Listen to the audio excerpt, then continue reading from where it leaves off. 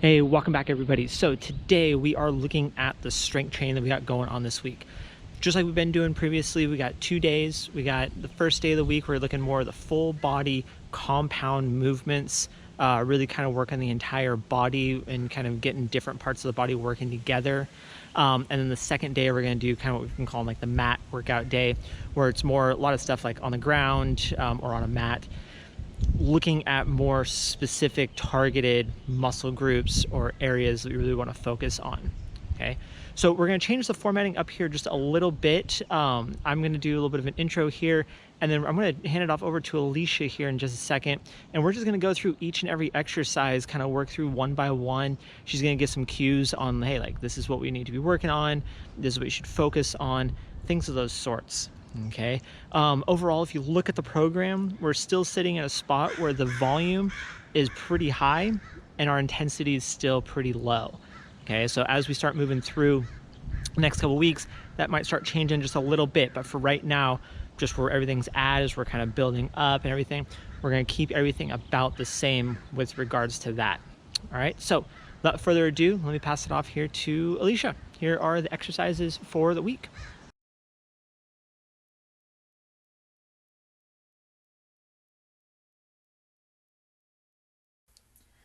With this exercise, lowering the weight down, keeping it by my body. If that weight is out in front of me, that is a weak point. So keep that weight close to the body. I've got my toes spread out for a sidewise base of support. You can tell my back slightly rounds on the way down, and then I tuck that tail underneath me or really squeeze the glutes at the top.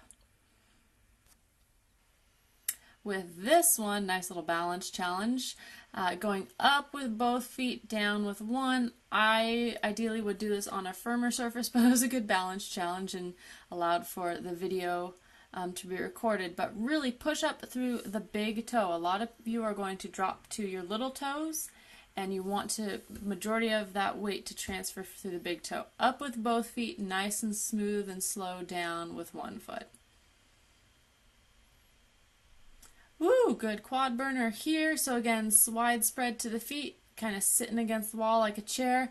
My low back is not arched. I don't want it arching as I lift the weight up overhead. Ideally, you get that weight as far overhead as you can. I've got some shoulder limitations on my right that definitely limit this motion. But again, getting the arms straight overhead.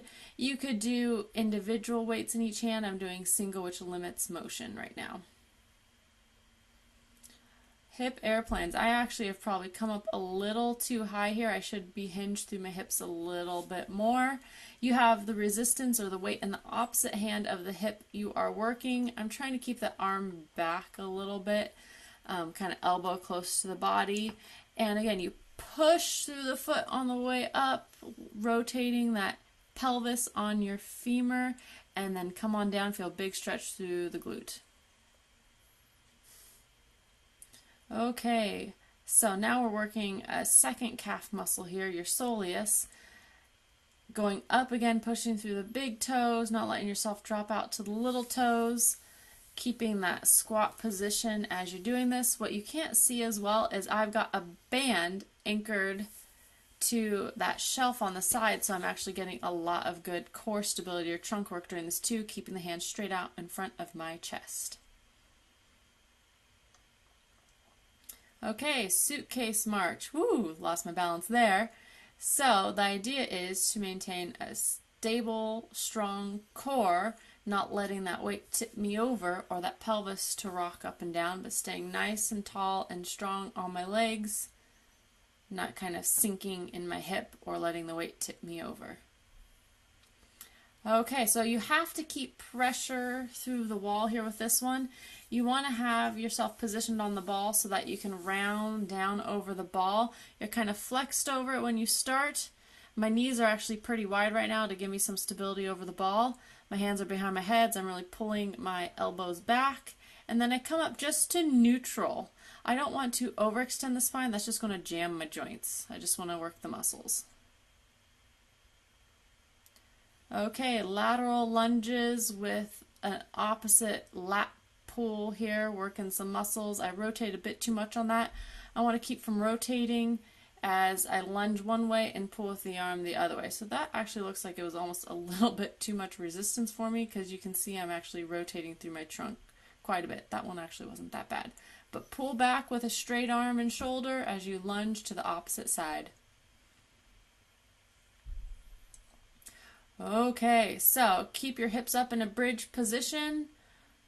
Weight in one hand, and then you're just going to feel that shoulder blade roll across the ribs and then roll forwards on the ribs. So it's my left hand right now, that shoulder's rotating. I'm trying to keep my elbows straight. You can see it's bending a little bit. I was feeling the burn really good today. Chair planks, I would have gotten rid of this chair because, as you can see, I'm doing weird things with my neck to try and make room so my head doesn't touch the back of the chair there. So the whole idea was to lower ourselves closer to the ground with our push-ups. So I actually on the second set went to the TRX and just lowered the straps. TRX is a little bit more unstable, but would have been better overall. Step ups. So step up, spread the foot for a good foundation, and then don't set the other foot down. Drive the knee up. Good balance challenge, just working through range strength.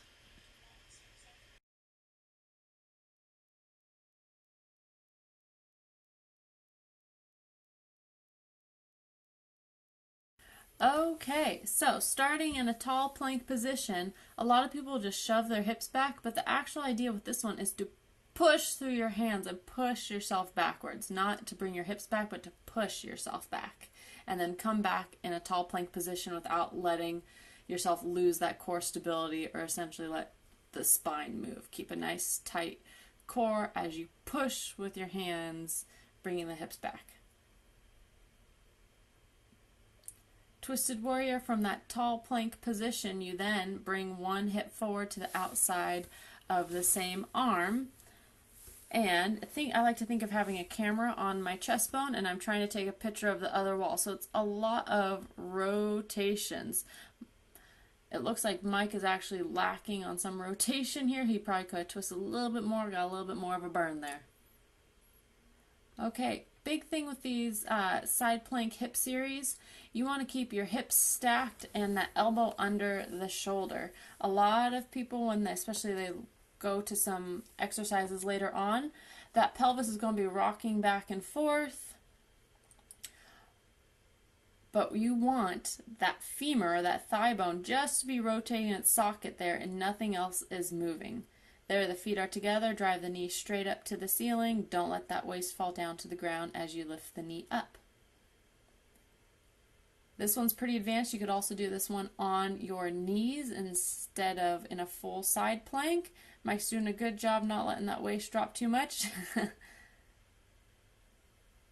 Oh, there's some more. Oh, right, hip circle. So you can see Mike's actually moving a bit too much with this. See how his stomach's coming forwards and backwards as he does that? So you should have done smaller circles. And then here he comes into that. Okay, so he went on his side instead of a side plank position. He's going forward, backwards. See how much his back is moving with this? So he actually made too big of a motion. Again, we just want that thigh bone rotating, not the back. Okay, this one, if I'm getting really picky, I could get really picky with all these videos, but the main one here, see how his waist is dropping into the floor as he lifts the leg? I want him to keep that waist lifted up and tight and still as he lifts the leg up and down.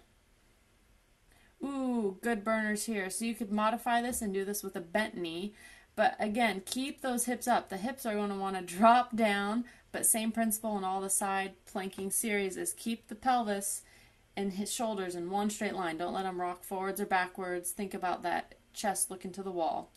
Here's a bird dog row. I'm actually going to critique Mike pretty bad on this one. You can see that big sway in his low back, so he definitely blew past the core stability. And you can see his legs coming out to the side a little bit more rather than staying close in towards his midline. Doing a good job with the rows though. Ooh, single leg glute bridge. So this one, you should always feel this in the buns, never in your low back. So I like to think if you've got that tailbone, think about kind of rolling that tail or tucking that tail between your legs. And you're going to keep that roll up occurring until you can't lift any higher. And by forcing it onto one leg, You're really doing some good work to the glutes on that side. Okay, oblique crunches. So a lot of you will need to hold your hand behind your head so you're not straining your neck or using momentum to get you up. But the whole idea is you lift those shoulder blades up off the floor, bring that hand over to the knee.